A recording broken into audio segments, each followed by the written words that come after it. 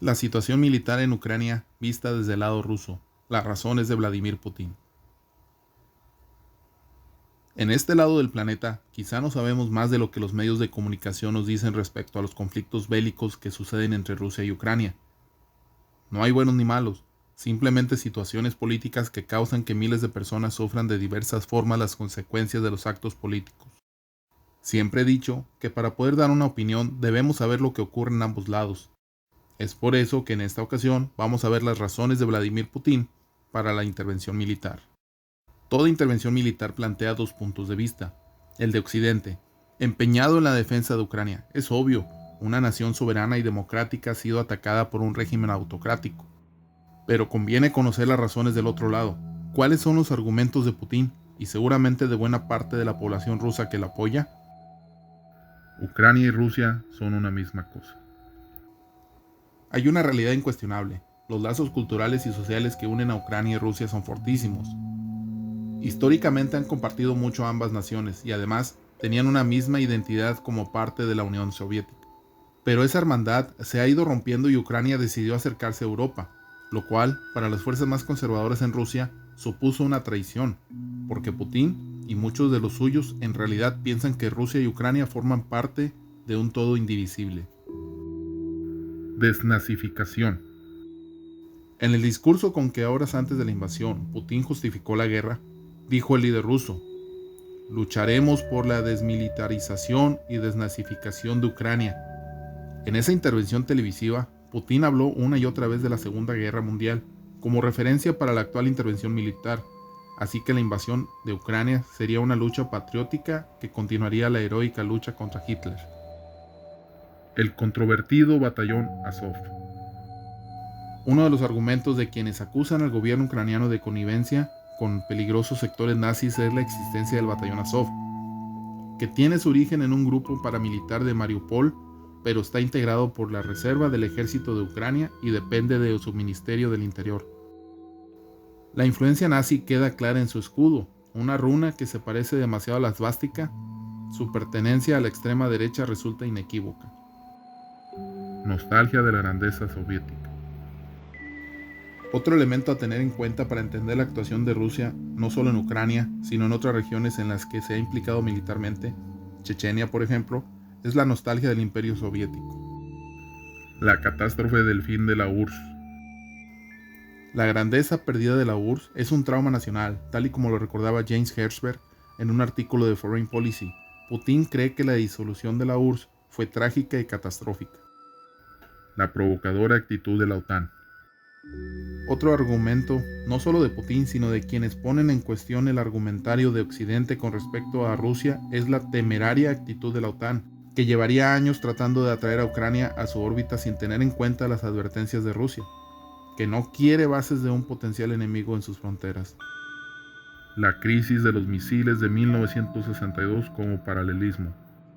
Se ha utilizado mucho como justificación de la actuación militar de Putin en Ucrania la crisis de los misiles que en 1962 colocó a Estados Unidos y a la Unión Soviética al borde de la guerra, cuando los soviéticos colocaron misiles en la isla de Cuba, a pocas millas de Florida.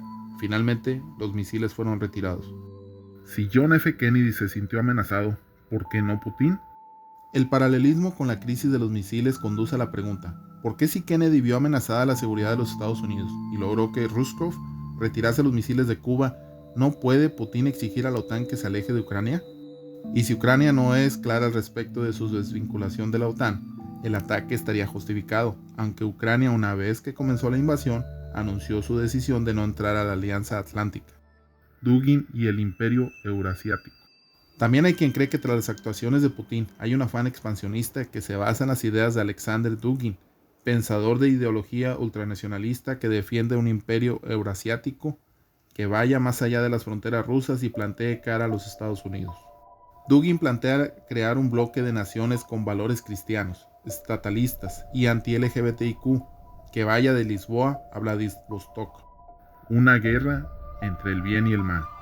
El patriarca Kirill, máximo líder religioso de la Iglesia Ortodoxa, también ha abundado en los argumentos morales que justifican la guerra en Ucrania, una batalla contra el mal, y contra los valores occidentales pervertidos que el patriarca en un sermón ejemplificó en el orgullo gay. Según recogió Delia Gallagher en un artículo para CNN, Kirill considera que la invasión de Ucrania es un rechazo fundamental de los llamados valores que ofrecen hoy en día quienes reclaman el poder mundial. No hay crímenes de guerra, sino la crueldad de toda guerra en ambos bandos.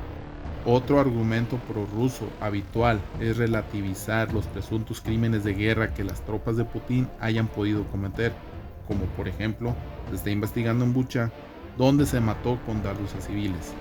Según esta opinión, es la violencia de toda guerra y se da en ambos bandos. Y sí, es cierto que también a los ucranianos se les ha acusado, por ejemplo, y hubo videos al respecto que se publicaron en medios como BBC, de ejecutar a soldados rusos capturados. Teorías de la conspiración. En un artículo publicado en The New York Times se hablaba de 5 teorías de la conspiración, promovidas por Putin para justificar su guerra. Su autor, Ilya Yablokov, las enunciaba una a una. La primera se resume en la frase: Occidente quiere dividir el territorio ruso. La segunda teoría de la conspiración, siempre según el articulista Ilya Yablokov, sería que la OTAN ha transformado Ucrania en un campo militar.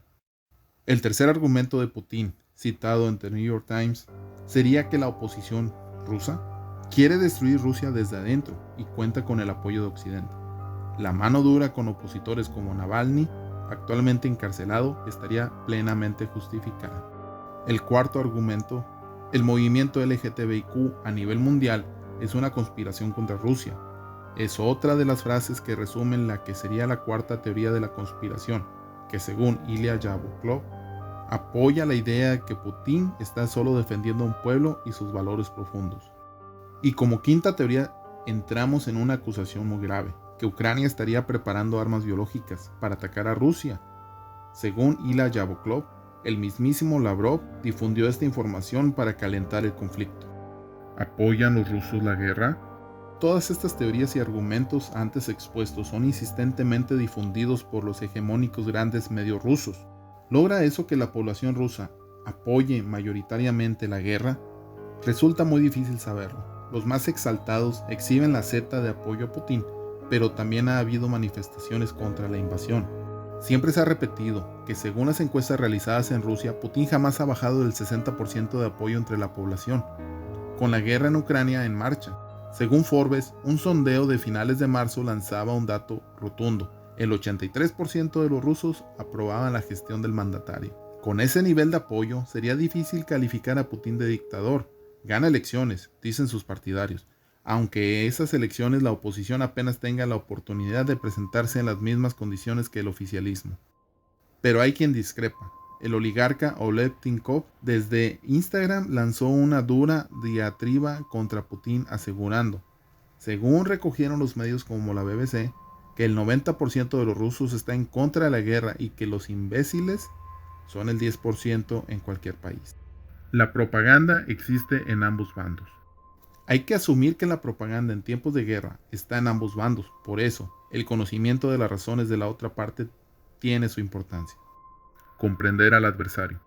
Comprender a quien está del otro lado resulta útil, aunque no vayan a convencernos sus razones, y quizá sirva de algún modo para lograr el único objetivo legítimo, la paz, el fin de la violencia. Amigos, ¿qué opinan de esta información? ¿Creen que la intervención rusa está justificada? Yo opino que cualquier pueblo de este planeta tiene derecho a la paz. Por lo tanto, si pedir la paz consiste en no permitir que países de otras partes del mundo pongan bases militares y misiles cerca de sus fronteras, deben levantar la voz. ¿O acaso tú no harías nada si un vecino pusiera armas apuntando directamente a tu casa y a tu familia? ¿Lo dejarías así?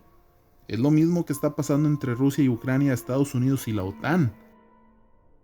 Por el momento me despido, amigos. Ya saben, suscríbanse al canal, denle like y compartan este video para que más personas puedan verlo. I'll see you in the next video. До свидания, друзья.